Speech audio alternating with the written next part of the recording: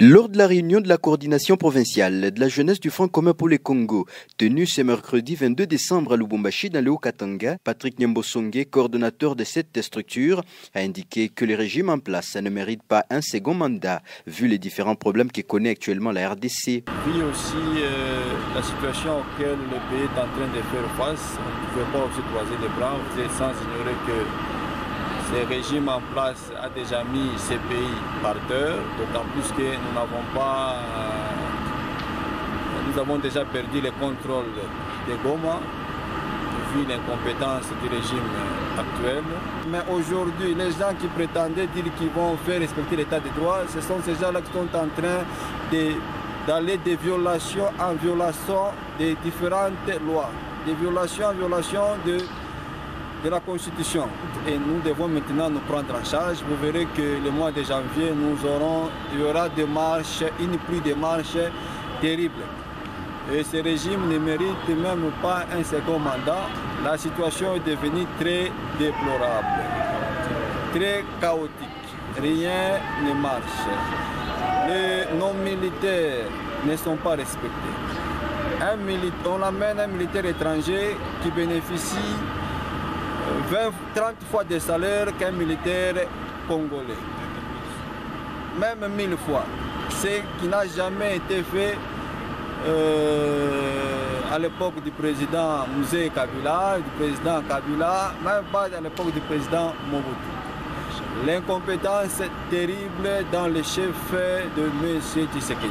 Cette réunion était également une occasion d'appeler tous les membres du FCC à se ranger en ordre de bataille et préparer les échéances électorales à venir. Aujourd'hui, nous avons mis l'accent sur l'identification des différents partis politiques qui sont restés fidèles au FCC, de la réorganisation aussi de certaines choses, comme vous le savez. Nous comptons reprendre les activités d'ici l'année prochaine, le mois de janvier. Et il était question aussi d'échanger avec certains mobilisateurs, certains chefs d'antenne de différentes communes. Et nous avons aussi profité pour encourager ceux qui sont restés avec nous, et ceux qui sont aussi à l'extérieur, qui cherchent peut-être à rentrer, bien que la porte ne sera pas grandement ouverte pour eux. Mais nous allons néanmoins voir dans quel cadre il faudra les placer.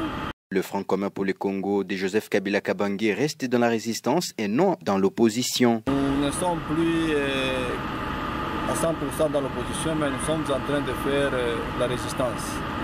Nous restons fidèles au président de la République honoraire, Joseph Kabila, et nous avons la ferme conviction que, avec le soutien de Dieu et le soutien de la population, nous, FCC, nous allons récupérer le pouvoir en 2023 pour redonner le sourire à la population.